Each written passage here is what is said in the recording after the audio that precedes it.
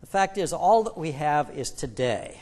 Each hour is precious, and each minute is precious. We sometimes live like children who are on a long car trip. When we would take our kids for rides, it would seem like every summer going on our vacation and have to drive about 5 hours away. Some of you have done this, whether it's 3 hours or 10 hours.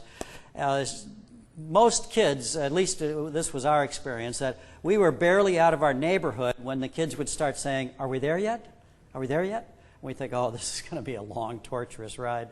And we would say, "No, we're not there yet. We've got a long time before we get there. So just enjoy the ride."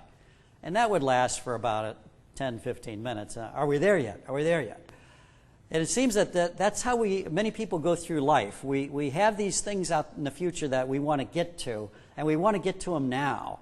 And when parents say, "Just enjoy the ride," it doesn't mean much to kids. I remember my mom saying, "Well, just enjoy the beautiful scenery." And we'd look out, and we'd see fields, and we'd see woods, and we go, "Okay, that's enough of that. Are we there yet? We want to get there." A lot of people go through life like that and so anxious to get there that they don't enjoy the journey.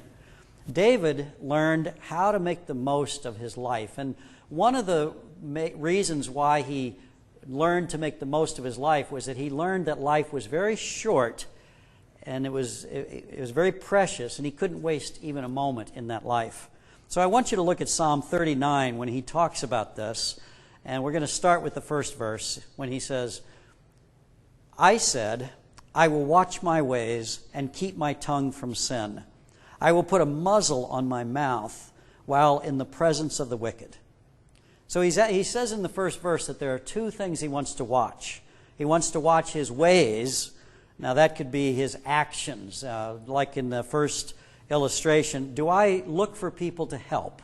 When I am going through my daily life, am I only thinking of myself, or am I looking for others that I can be a blessing to and to help? He says, "I'll watch my ways," but then he's also going to watch his tongue. He's going to keep his tongue from sin. And a lot of us can examine ourselves, examine the things that come out of our mouths, and ask ourselves these questions of, do I build up or do I tear down? Are my words positive that help people and encourage people? Or are my words that will discourage people and hurt people? Do I complain? Do I put others down? He says, I'm going to watch my tongue and keep my tongue from sin. And then he says, I'm going to put a muzzle on my mouth. Now, I have a picture of a muzzle here. When we think of a muzzle, we think of something like this, a muzzle that you put on a dog. It's like this pit bull here. And if you were walking down the street and that pit bull came out, you'd be happy if it had a muzzle on there, because the muzzle is going to keep that mouth shut. And he looks like a dog that maybe needs to be muzzled. David says, I'm going to put a muzzle on my mouth. And I don't know if he's picturing that, but what he means is there are times when he has to keep his mouth shut. And he has a hard time doing it, so he's going to put a muzzle on there to make sure he keeps his mouth shut. And there are a lot of people that have a hard time keeping their mouth shut. People who just talk and talk and talk. I heard somebody, saw a little picture of a woman, and she was saying, I'm sorry I slapped you, but for a moment there I didn't think you were going to stop talking, and I panicked. There are people like that, aren't they? Where you don't think they're going to stop talking, and you just want to kind of slap them and say, please stop. Well, so David says, I put a muzzle on my mouth. He says, I'm going to put a muzzle on my mouth in the presence of the wicked. It's while that we're in the presence of the wicked, we are in the presence of unbelievers all the time. When you are in public, when you're at work, when you go to school or in your neighborhood, we're in the presence of people who do not know God. And it's particularly important when you're in the presence of people who do not know God that you learn to control your tongue. Because people judge you by the way that you speak. And a word, just a few words, can ruin your testimony for Jesus Christ. And David learned that when he was in the presence of the wicked, that he particularly needed to put a muzzle on his mouth and to control his tongue, because they will use your words against you. And those words can hurt the testimony. The reason is that you can't unsay any of those words. You say things in front of people, but once they're out of your mouth, you can't take them back. You can't put them back. I hear people say, oh, I take that back. It doesn't matter. The words are already out there. They've already done their damage.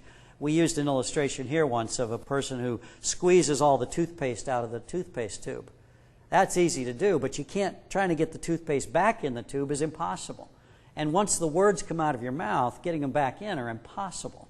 And so it's better to control your tongue before they get out there. In verse 2, David says, "So I remained utterly silent, not even saying anything good, but my anguish increased." Now David goes to the other extreme. Instead of talking all the time, now he doesn't talk at all. He's going to remain utterly silent. But that can be just as difficult. He said his anguish increased. Sometimes you can't keep quiet if you know the truth. Have you ever been in these situations where somebody is expressing all of their ignorance? They're talking about their philosophy of life, which they're convinced is so wise, and to you it seems so empty. It happens a lot of times at family gatherings like Thanksgiving and Christmas when your uncle or brother-in-law starts to talk about politics and you just start to cringe like, this is not going to be good. And sometimes you just bite your tongue and say, I'm not going to say a word because otherwise this is going to escalate and it's going to get nasty. And you just try to remain utterly silent. And that seems to be the position David's in. He says, I'll remain utterly silent, not saying even anything good, but his anguish increased. In verse 3, he says, my heart grew hot within me while I meditated. The fire burned, and then I spoke with my tongue. See, what David is going to get to here is prayer. And after trying to control his tongue and trying not to say anything, now he's going to talk to the Lord after he's meditated. And here's how his prayer begins in verse 4. Show me, Lord, my life's end and the number of my days. Let me know how fleeting my life is. He says, show me the number of my days, so I will know how fleeting my life is. If you knew how many days you had to live, the exact finite number, and all of us have a finite number of days we're going to live, then you know how short life is. And you get rid of the illusion that life is just going to keep going and going. There was one man who tried to kind of take this literally, show me the number of my days. And he went out and he bought thousands of marbles.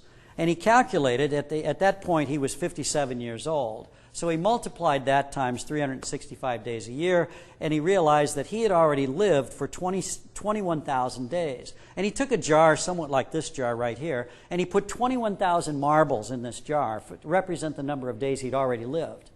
And then he took another jar, and he calculated that the average lifespan might be about 75. So given another 18 years to live, times 365 days a year, he calculated he had another 6,500 days to live. And he put 6,500 marbles in the other jar. So he had 21,000 of marbles representing he'd already lived 21,000 days. And he had 6,500 to go. And every day he'd take one out of that jar and put it in the other.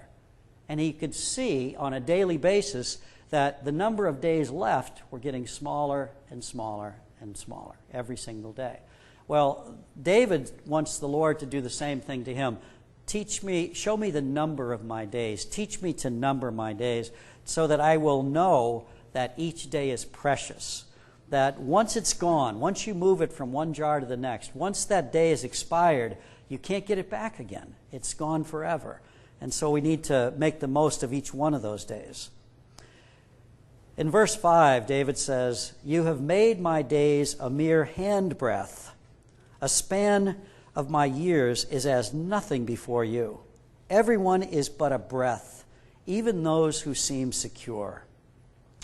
He uses the word handbreadth. You've made my days a mere handbreadth, or breadth. Do you know what that is, a handbreadth? It is a unit of measure to the ancient Hebrew. And it is the measure of your hand, but it's actually just your 4 fingers. That was the smallest unit of measure that the ancient Hebrews had. So if they were measuring a wall and you wanted to know how long the wall was, they'd put their hand on it like this, and they would go count the number of handbreadths, and they would tell you it's 100 handbreadths long.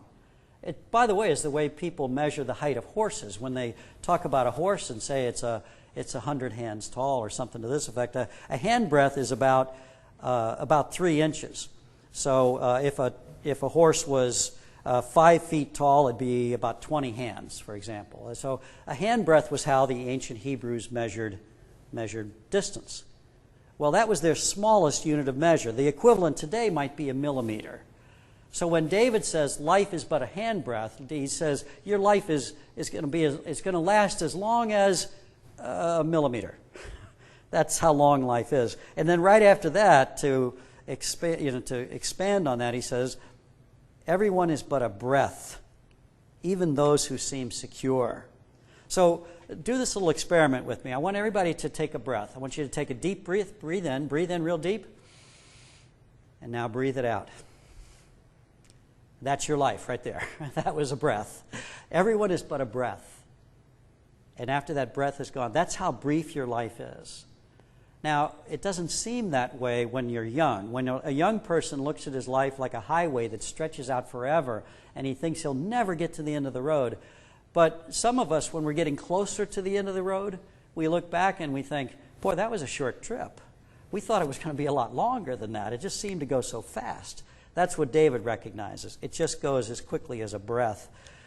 And since life is so short, I know I'm going to hit the end of that road. I better be prepared to hit the end of that road because I'm going to hit it pretty soon. It's going to go like that. And so I can't procrastinate. I've told you about being in a hospital room with a gentleman, and the doctor said they didn't know how long he had to live. And I asked him if he wanted to prepare to meet his maker because it was going to happen pretty soon. And he said, I'm not ready yet.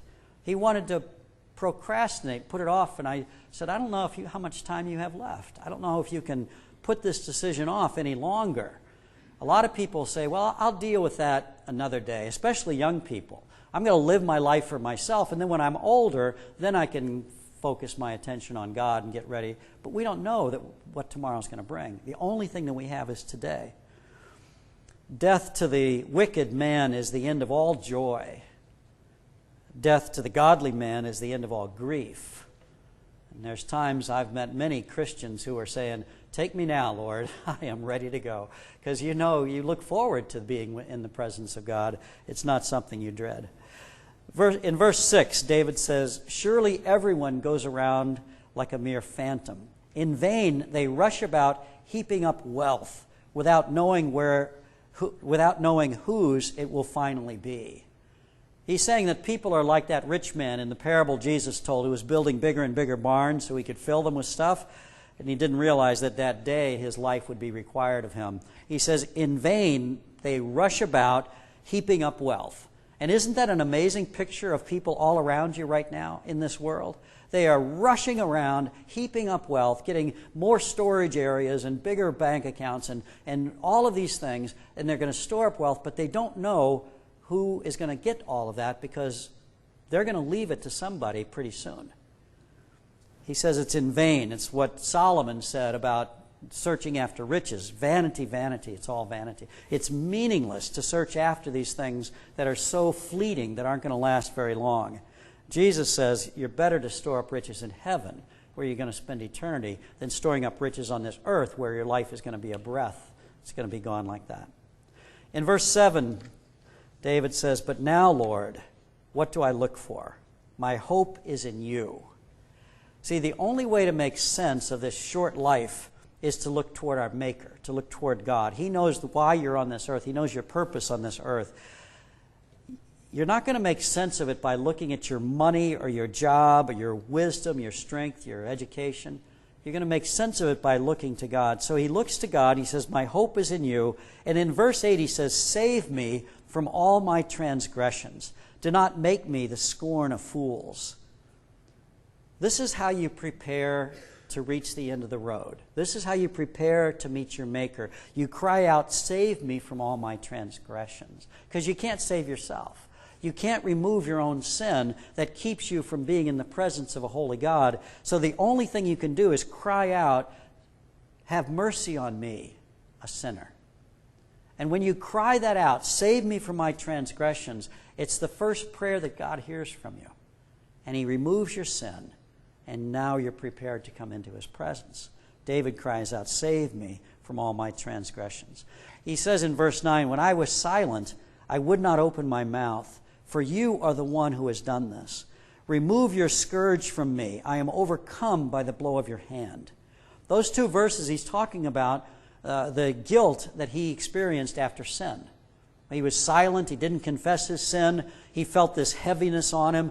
He felt that God had put a scourge on him. He had laid his hand heavy upon him. And he's asking God to remove the penalty of his sin, to remove the guilt, to remove the shame, the heaviness that comes with sin. Take off the judgment that you've placed upon me. Remove the death sentence that comes with sin. As he has asked for forgiveness, now he's asking God to, asking him for a stay of execution, to remove the death penalty that came along with that sin. In verse 11, he says, when you rebuke and discipline anyone for their sin, you consume their wealth like a moth. Surely everyone is but a breath. He repeats that line. Surely everyone is but a breath. What does he mean when he says, when you rebuke and discipline someone, you consume their wealth like a moth? Well, back in David's day, that was one way that you could lose your wealth. A lot of people would buy very expensive clothing. If a moth got into that clothing closet, they could literally consume your wealth, eat it all up, and it would be gone. Today, things like the stock market consume people's wealth. The collapse in the housing prices consume people's wealth. And ultimately, death consumes people's wealth. It just goes to somebody else at that point. David says in verse 12, hear my prayer, Lord. Listen to my cry for help. Do not be deaf to my weeping. I dwell with you as a foreigner, a stranger, as all my ancestors were. Here's David, the king of Israel. He'd say he's right at home, isn't he? But no, he's talking about while he is on this earth, he is a stranger, he's a foreigner. It's what Peter writes in 2 Peter 2:11. He says that we should live as strangers and aliens in this world. This world is not our home. We're just passing through this place. So we're strangers and aliens. When you're visiting someplace, you don't make yourself at home because that's not your home. You're going to wait until you get home. So if you take a trip to Europe, you might buy a few souvenirs along the way, but you don't buy furniture because you're not going to stay there. You don't buy a house and start to get comfortable and settle down because you're just visiting that place. That's not your home. You're going to return to your home. David says on this earth, he is visiting this planet like a stranger, an alien. And someday he's going to return to his home, which is with the Lord. He's going to dwell in the house of the Lord forever. That's his home. This is a temporary dwelling place. So he's not going to get too comfortable setting up all these material things around him as if this is permanent. That's the mistake people make. This earth seems permanent. This life seems permanent, but it is just like a breath, he says. Everyone is but a breath. In verse 13, he says, look away from me, that I may enjoy this life again, before I depart and am no more. He knows that death is coming. He knows he is going to depart, and he will be on this earth no more. He will be with the Lord. And he says, someday, the end is going to come. He knows that life is short. And his lesson that he learns from this is that you shouldn't waste a minute of your life. Don't waste your life here while you're waiting for something to happen tomorrow. One of the novels that I was forced to read in college was written by Henry James, not the most colorful of writers, not the most interesting of writers, but he was pretty deep in his thinking. And he wrote a book called The Beast in the Jungle. Sounded like a great title. It sounded like it was going to be very violent and all these things, and it wasn't. It was about a man named John Marcher, who was a very ordinary man. And he had a friend named Mary Bartram, and they had known each other about 10 years before this. And Mary remembered that John had this sort of secret in his life. And this secret revelation that he had shared with her about 10 years earlier, was that he had this sort of dream, this revelation, that something incredible was going to happen to him, that he was going to have this Something was lying in wait for him in his life, and it was going to pounce on him like a beast in the jungle. He didn't know if it was going to be a major catastrophe or if it was going to be greatness. But he knew that at some point in his life, the beast of the jungle was going to spring upon him, and he was going to have this major event take place. And he was waiting for that to happen. Well, their lives were reconnected 10 years later, and this was over in England, and she took an apartment near where he was, and she just watched to see what this big event was going to be. But because he was waiting for this huge event in his life, he did not allow himself to fall in love with her and to marry her and to have a deep relationship with her. He kept everything very much on the surface because he was waiting for this huge event to take place. And years went by and years went by, and he kept waiting and waiting and waiting. And then one day he was struck with this massive heart attack. And as he was about to die, he realized that the beast that he had been waiting for his whole life, this huge event that he was waiting for, was the realization that he had wasted his entire life waiting for this event to take place. That was the catastrophe that came upon him, was that by waiting for the future, he did not live in the present, and he had wasted all these precious moments. Sir Francis Bacon says, we hold this moment in our hands. And I want you to picture this. If you hold your hand out and picture that you are holding this moment that God has given to you right now. He says, we hold this moment in our hands. He says, it sparkles like a diamond and it melts like a snowflake. I know we're in Florida, but have you ever had a snowflake? Most of you have been up north at some point. We'd be out there with our kids, and it would be snowing, sometimes great big snowflakes, and you could stick your hand out. Usually it was in a big glove if it's snowing, and you see the snowflake come and land. And it's amazing because it's different than every other snowflake, and you look at it, but if it's in your hand, you just get a second because it melts. And Sir Francis Bacon says that's what every moment in life is like. Every moment is unique, every moment is precious, but it's gone as soon as it comes. And if you don't live in that moment, if you waste it waiting for something that's going to happen or regretting something that has happened, that moment is gone. You'll never get it back again. So what David is saying about life, when God teaches him to number his days, is that life is precious and life is short. It's only a breath. So don't waste a moment of this precious life that God has given to you. Don't waste a day of this life that he has given to you. Live it for him. Let's pray together.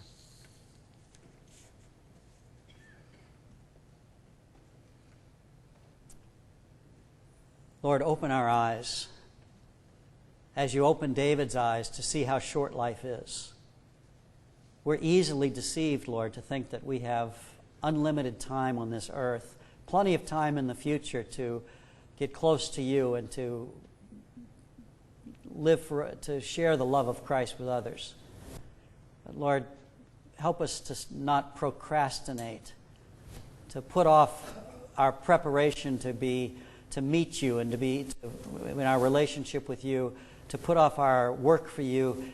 Lord, open our eyes to see how short life is, that we will live every moment for you, every day for you, that we will rejoice and be glad in this day that you have given us today.